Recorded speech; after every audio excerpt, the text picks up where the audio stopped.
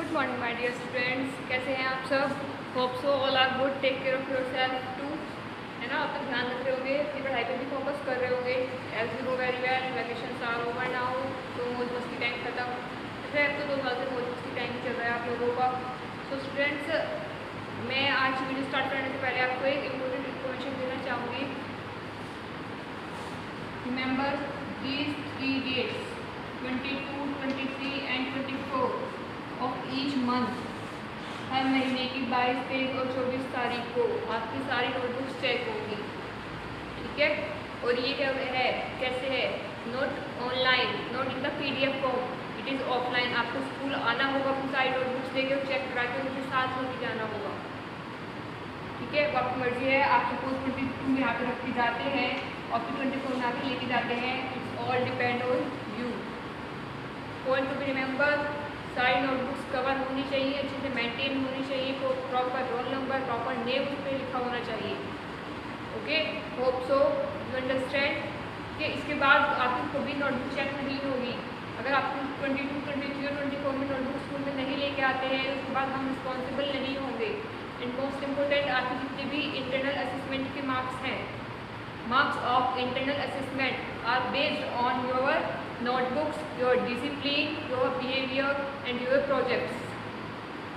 Okay, अब आपके project पे बेस होगा, आपकी नोटबुक वर्क पे क्या आपने उसको कैसे मेंटेन किया है, प्रॉपर्ली काम किया है। Writing should be neat and clean. Okay, I hope आपको मेरी बात बहुत अच्छे से समझ में आ गई हो। आ गई है तो बहुत अच्छी बात है, और नहीं आई तो आप अपना बहुत अच्छी बात रोज भी करोगे, फिर आपको मार्क्स नहीं मिलेंगे जो आपको बोर्ड क्लास में स्कूल की साइड से मार्क्स मिलते हैं। ओके, तो students, now let's start our chapter the balancing of equation. मैंने आपको कल कुछ ट्रिक्स बताई थी स्टूडेंट्स, बताई थी, हैव यू रिमेंबर। मैंने आपको कल कुछ ट्रिक्स बताई थी 30 एलिमेंट्स को लर्न करने की। अगर आपने को लर्न कर लिया है तो बहुत अच्छा है, और नहीं किया तो कर लो, उसके बिना केमिस्ट्री को हिला भी नहीं पाओगे, ठीक है।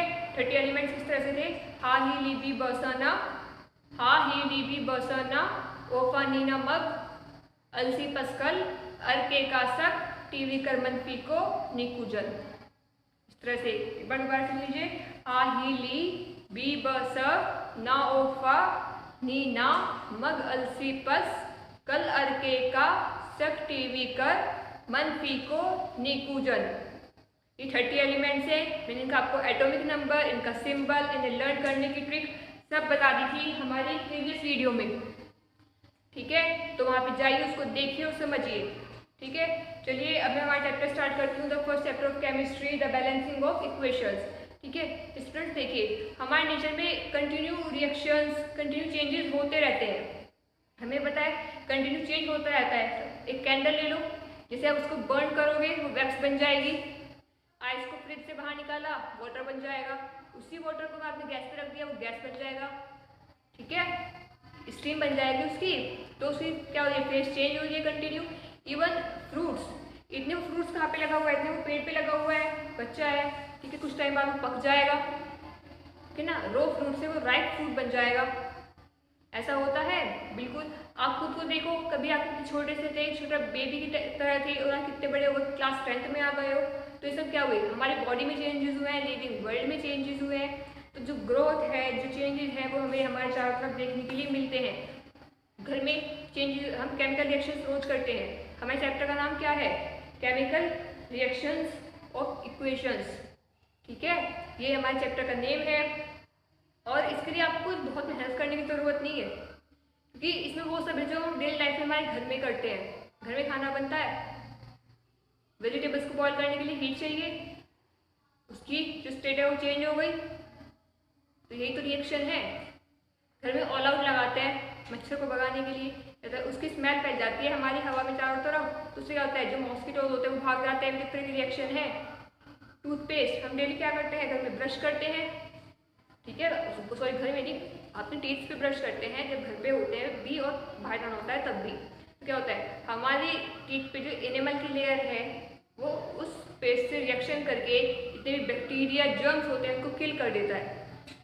तो क्या हो रहा है, रिएक्शन हो रही है। तो हम ये नहीं कह सकते हमने आज तक किसी ने कोई रिएक्शन नहीं कराई, हमने रिएक्शन होते हुए नहीं देखी, हमें नहीं पता रिएक्शंस कैसे होती हैं, ठीक है। तो ऐसा लोग नहीं बोल सकते, क्योंकि रिएक्शन इज एवरीवेयर। आप कहीं पे भी देखो रिएक्शन चारों तरफ हो रही है, सनलाइट की प्रेजेंस में। अभी धूप कितनी तेज है, ठीक है। प्लांट्स क्या है, अपना खाना बना रहे हैं। कौन सा प्रोसेस हो रहा है, कौन सी रिएक्शन हो रही है, दैट इज फोटोसिंथेसिस, जो आपने क्लास 10th में बायो में फर्स्ट चैप्टर में ऑलरेडी पढ़ी है। फोटोसिंथेसिस हो रही है, हम तो यहाँ पे कुछ नहीं कर रहे, तो ऑटोमेटिक है, खुद से हो रही है। तो ऐसा ही होता है, खुद से ही रिएक्शंस होती है, जरूरी नहीं हमेशा हम ही उन्हें कराएं। एक स्पॉन्टेनियस फोर्स होता है जो हर रिएक्शन को क्या करता है, करा देता है।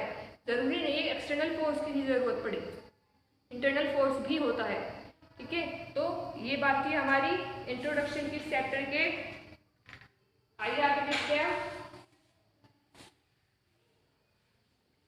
फोटोसिंथेसिस। अब अगर हम बात करते हैं चेंजेस की, कि हमारे चारों तरफ चेंजेस हो रहे हैं, रिएक्शंस हो रही है, तो इसी बेसिस पे हमारे दो तरह के चेंजेस होते हैं। The first one is physical change,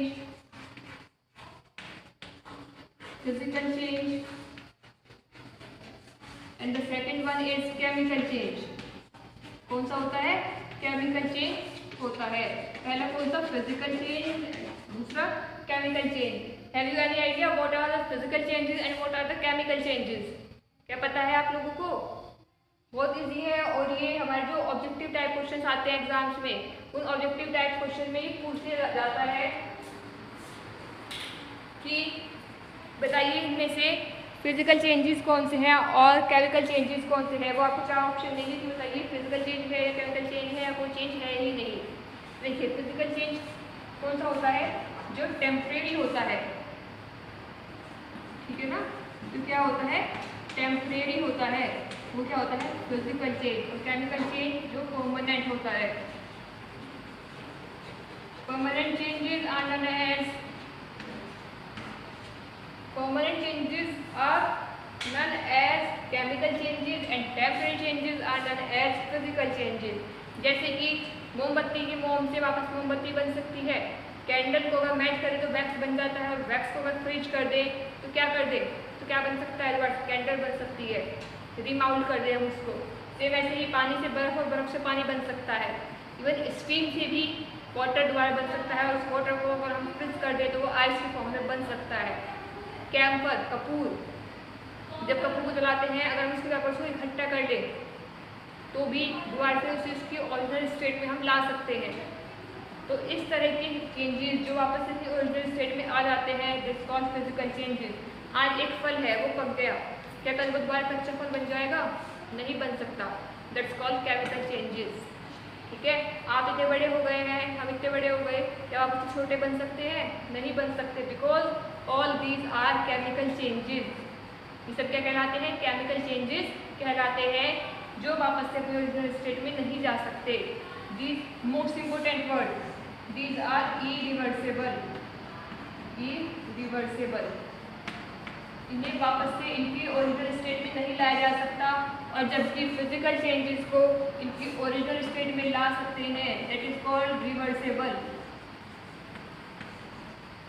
ठीक है। ये रिवर्सिबल चेंज है, ये इरिवर्सिबल मतलब जो वापस से अपनी ओरिजिनल फॉर्म में नहीं आ सकता। फिजिकल चेंज का अगर एग्जाम्पल लूँ, 2H2 + O2 H2O, ठीक है। या फिर हम इसको ऐसे लिख सकते हैं,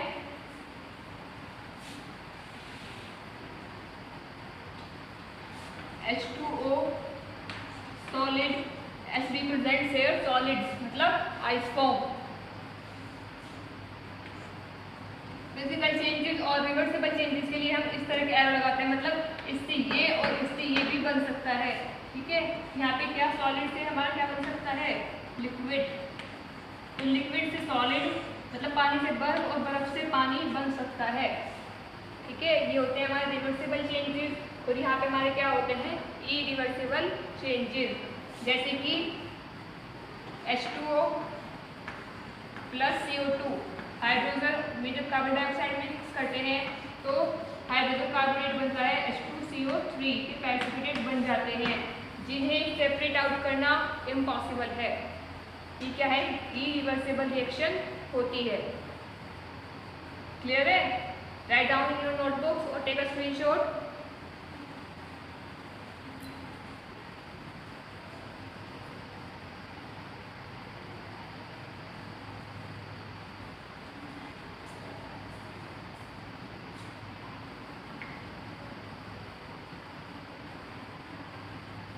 हो गया students? Now let's move to our next topic, that is changes. मैंने आपको बता दी रिएक्शन हमारी डेली लाइफ में किस तरह से होती है, वो मैंने आपको बता दिया। Now the main topic of our chapter is chemical reactions. ठीक है, केमिकल रिएक्शंस क्या होती हैं? Chemical reaction,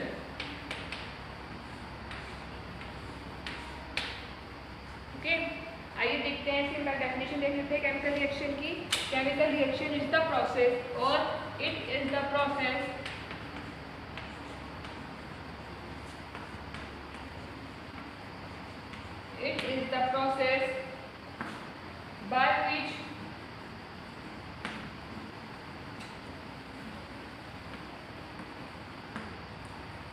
by which two or more compounds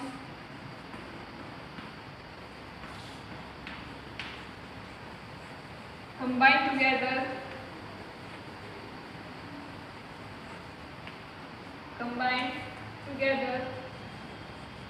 to form a new product,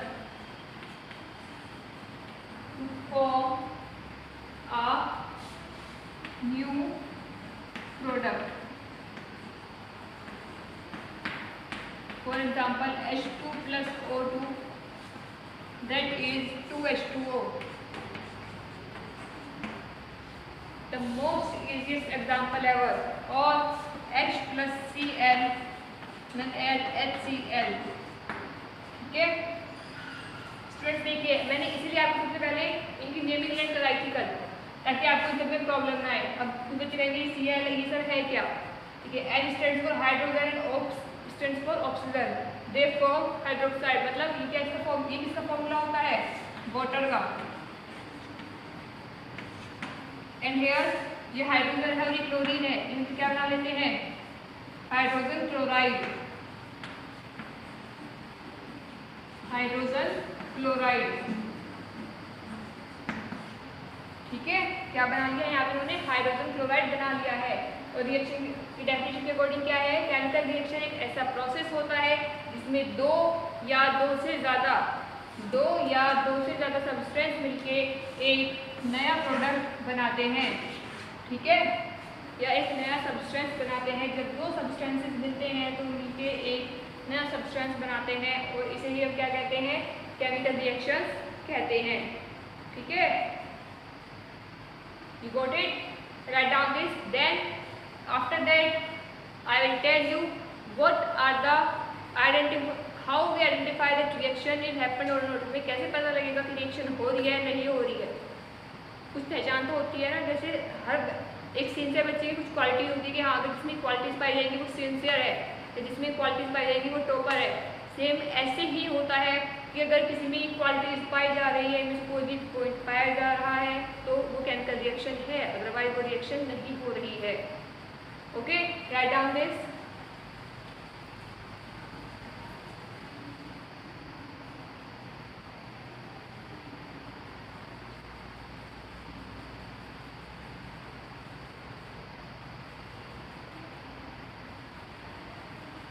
हो गया है? चलिए अब मैं आपको कुछ कैरेक्टरिस्टिक्स बताती हूँ रिएक्शन के। ये रिएक्शन होने के कुछ कैरेक्टरिस्टिक्स होते हैं कि अगर ये हो रहा है या ये पाया जा रहा है, देखने को मिल रहा है, तो ही रिएक्शन हो रही है, अदरवाइज नहीं है। ठीक है,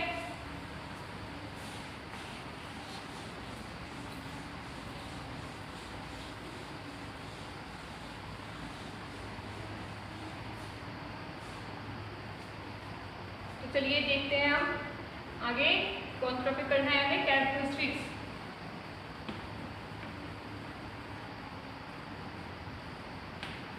कैरेक्टरिस्टिक्स ऑफ केमिकल रिएक्शन। आप एक एक पॉइंट को ध्यान से देखेंगे और मैं आपको उनके एग्जांपल साइड बाय साइड बताती जाऊंगी। ठीक है, केमिकल रिएक्शंस। ओके, तो चलिए देखते हैं। The first is change in colour. Change in colour, अगर कहीं किसी चीज का रंग बदल रहा है तो रिएक्शन हो रही है। अगर मैं बात करती हूँ रॉ एप्पल, रो एप्पल कैसा होता है? कच्चा सेब कैसा होता है? ग्रीन इन कलर, और पका हुआ सेब रेड इन कलर। कच्चा आम कैसा होता है? हरा होता है, ग्रीन होता है, और पका हुआ आम येलो होता है। पका हुआ आम कभी भी ग्रीन नहीं होता। रो बनाना की बात करती हूँ, कैसा होता है? ग्रीन कच्चा केला, और पका हुआ केला येलो होता है। क्या कभी ऐसा पॉसिबल है कि कच्चा केला येलो कलर का है? नहीं, क्योंकि वो क्या हुआ, जब वो रो से राइट में कन्वर्ट हुआ, कच्चे से पके में कन्वर्ट हुआ, तो उसमें इथाइलिन की अमाउंट बढ़ गई। ठीक है, वहाँ पे रिएक्शन हुई है जिसमें उसमें इथाइलिन की अमाउंट बढ़ गई है। तो चेंज इन कलर क्या है? कैरेक्टरिस्टिक है रिएक्शन होने का। ये तो था आपका डेली यूज एग्जाम्पल। साइंटिफिकली अगर मैं इसका एग्जाम्पल लेती हूँ तो इसमें क्या होता है? KMnO4 potassium permanganate. तो जब हम इससे रिएक्शन कराते हैं पोटेशियम डाइक्रोमेट से K2CO3 से रिएक्शन कराते हैं, तो हमें क्या मिलता है? यहाँ पे हमें आयंस मिलते हैं जो हमारा स्ट्रेट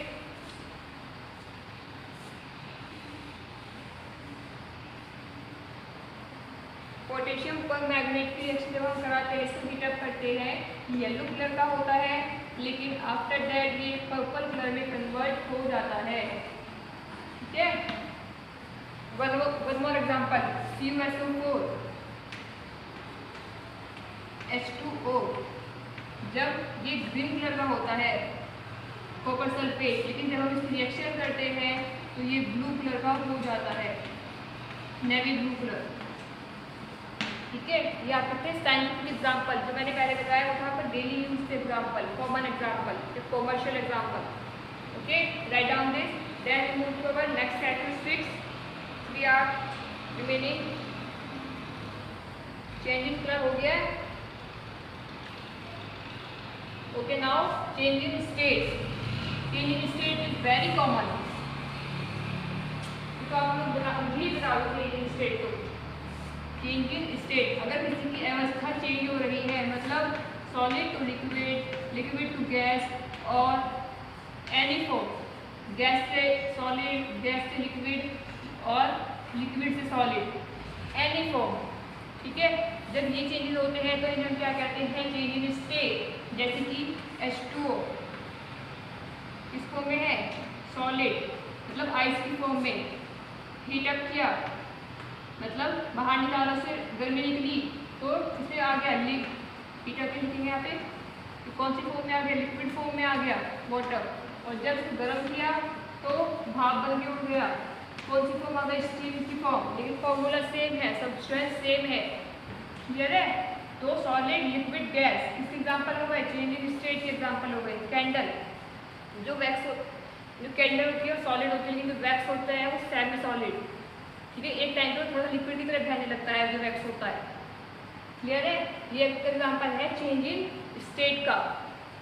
इसका होता है चेंज इन स्टेट। आगे देखते हैं हम नेक्स्ट एग्जांपल। पहले इसको लिखिए,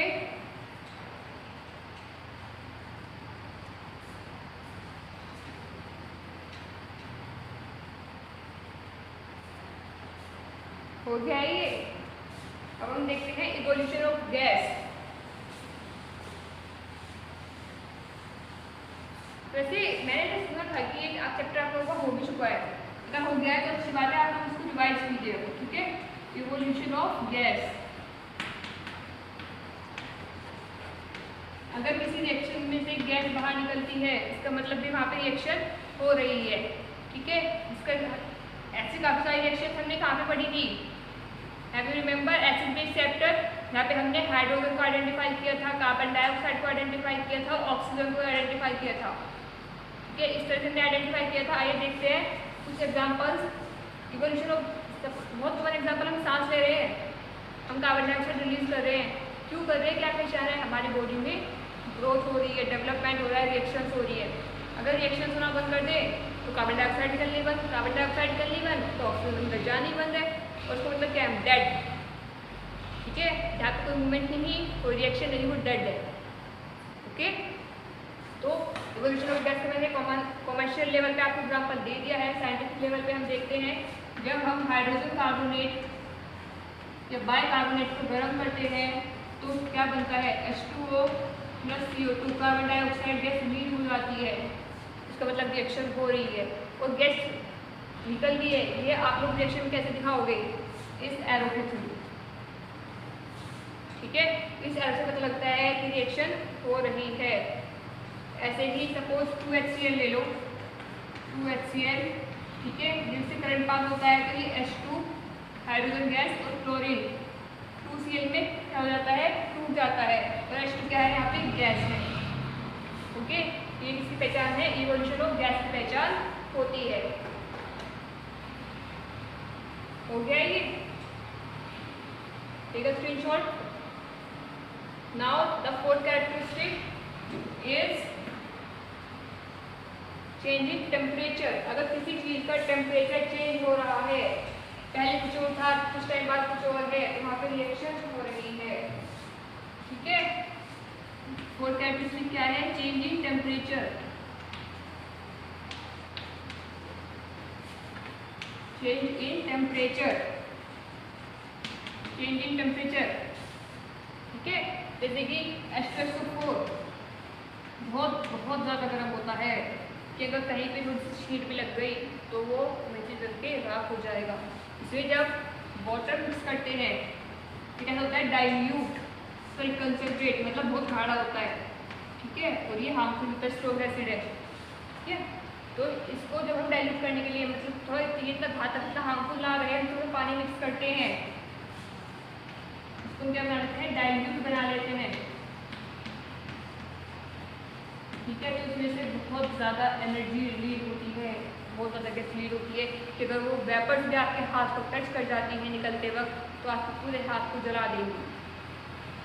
ठीक है, तो उसको राइट डाउन कीजिए। और ये हमारे कुछ कैरेक्टरिस्टिक्स थे इसके केमिकल रिएक्शंस के। कल हम इक्वेशन क्या होती है, कैसे होती है, और बैलेंसिंग ऑफ इक्वेशंस हम सीखेंगे in our next class. Okay, तो इतने अपनी वीडियोज़ को देखते रहिए, समझते रहिए और सब कंप्लीट करते रहिए। Thank you students.